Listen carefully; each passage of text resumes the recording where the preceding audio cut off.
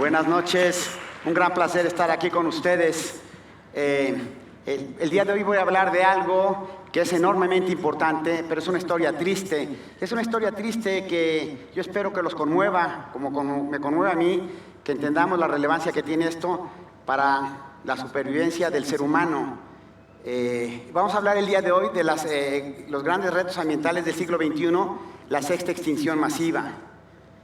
Decirles que, como dijo Charles Dickens, vivimos en el mejor de los tiempos y vivimos en el peor de los tiempos. Y esto es porque en realidad se ponen a pensar, estamos en el mejor de los tiempos porque tenemos ahora antibióticos, comida, internet, los enormes avances tecnológicos que hemos visto el día de hoy, la música, etcétera. Todos estos beneficios que tenemos ahora, cada generación se van incrementando. Vivimos en el mejor de los tiempos. Pero también vivimos en el peor de los tiempos, porque como hemos visto, hay una enorme disparidad en la distribución de la riqueza. En el país, en México, hay 60 millones de personas que están en la pobreza extrema, hay muchas poblaciones en el planeta que no tienen alimento todos los días, que no tienen agua, etcétera, etcétera. Desgraciadamente, esta primera generación de mexicanos y esta primera generación de seres humanos va a tener una menor calidad de vida que la que tuvieron sus padres, y esto no había sido así en los últimos 300 o 400 últimos años. Es decir, vivimos en el peor de los tiempos. Sabemos, y esto es importantísimo, que desde el espacio la Tierra se ve como un cuerpo celeste pequeñísimo, ¿sí? Ya mencionó Andrés la enormidad que tiene el universo. Y este universo, el secreto más importante que tiene el universo, se encuentra en la Tierra, y ese secreto es la vida. Que sepamos, solamente en este planeta existe vida, y para mí ese es el secreto más importante que guarda nuestro universo, ¿sí? La vida se originó hace 4.000 millones de años, la Tierra se originó hace 4.600 millones de años, y a lo largo de esta historia hemos llegado al día de hoy a tener la mayor diversidad biológica. La diversidad biológica es lo que le llamamos los científicos la riqueza de plantas, animales y microorganismos. Y en podrán ver ahí la enorme complejidad de estos organismos que nos han acompañado durante toda nuestra travesía. Cuando nos originamos hace 3 millones de años, los primeros ancestros de los seres humanos nos han acompañado en nuestra travesía por este universo frío, oscuro, solo. Y estas especies de plantas y animales que están viendo allí representan una enorme herencia biológica que tenemos todos los seres humanos. Decirles, y yo creo que muchos de ustedes ya lo saben, que México es uno de los 5 países más importantes en riqueza biológica del planeta. México, Brasil, Indonesia son los países que tienen mayor número de especies de plantas y animales. Y en este sentido podrían ustedes decir, claro, un aplauso. Y en este sentido podríamos decir, bueno, qué bonito, qué padre. Pero no solamente qué bonito, qué padre, debemos entender que la vida en la Tierra solamente se puede mantener manteniendo todas esas plantas y esos animales. Podemos pasar una crisis política, podemos pasar una crisis económica, una crisis social, pero si no podemos pasar una crisis ambiental como la que estamos pasando sin que haya consecuencias graves para la humanidad. Una de las cosas que más me llama la atención es que aún hoy en día, de los 15 o 100 millones de especies que se supone que hay en la Tierra, solamente 2 millones se han descrito científicamente. Y tenemos cosas como esas. Ese pez pequeñito que parece un animalillo salido de un cuento de horror, o el pequeño camaleón. La ranita de la mano arriba a la derecha es una especie que descubrimos recientemente en Colombia, una especie nueva para la ciencia. Es decir, la mayor parte de las plantas y animales que hay en el planeta son animales y plantas desconocidos, que no tienen un nombre científico, que no sabemos ni siquiera de dónde se originaron. Esta enorme riqueza, esta maravilla está en peligro, y está en peligro básicamente por las actividades humanas. La población de este planeta, la población humana, se ha incrementado de una manera desmesurada en los últimos siglos. Pero tenemos problemas como el cambio climático, la pérdida de la capa de ozono, etcétera, etcétera. Todo esto nos ha llevado a la pérdida de la diversidad biológica. Esa es la proyección de cómo ha sido el crecimiento de la población humana. Y se ven, durante muchos siglos se mantuvo prácticamente estable. Llegamos recientemente, en 1800, la primera inflexión con la revolución industrial, después los antibióticos, los alimentos no perecederos, etcétera, etcétera. Y eso ha llevado a que la población actual sea de 7.300 millones de habitantes, de los cuales, fíjense, cada día hay 250,000 más pobladores en el planeta. Cada 4 días 1 millón. Cada año 90 millones más y cada 10 años 900 millones de años. Si sabemos por las leyes energéticas, por la termodinámica, por los recursos, que la energía es el límite de esto y va a llegar un punto en el que tenga que haber una inflexión en donde o se colapse la población o se estabilice. Lo que hagamos nosotros dependerá de esto. Y déjenme decirles que básicamente son los problemas: la deforestación galopante, la contaminación. En pocos años va a haber más plástico en el mar que peces.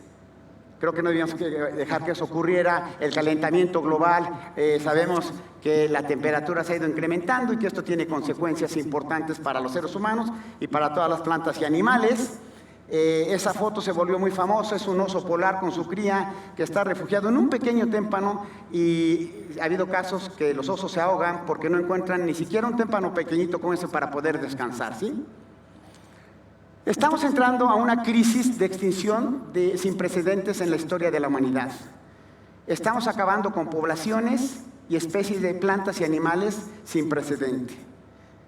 Déjenme decirles que en la historia de la humanidad, en la historia de la vida en la Tierra, en los últimos 600 millones de años han ocurrido 5 extinciones que llamamos masivas. 5 extinciones que fueron muy rápidas en tiempo geológico, que ocurrieron en decenas o cientos o 1 millón de años, 2 millones de años, que fueron causadas por una gran catástrofe. En este caso, por ejemplo, el cráter de Chicxulub en México, que fue un meteorito que dejó un cráter de 180 kilómetros de diámetro y bueno, que acabaron con gran parte de la vida en la Tierra. Lo que sabemos es que después de esas catástrofes la vida se ha recuperado y ha seguido. Y como ven en esa gráfica, en el momento actual es la mayor diversidad de plantas y animales en el planeta.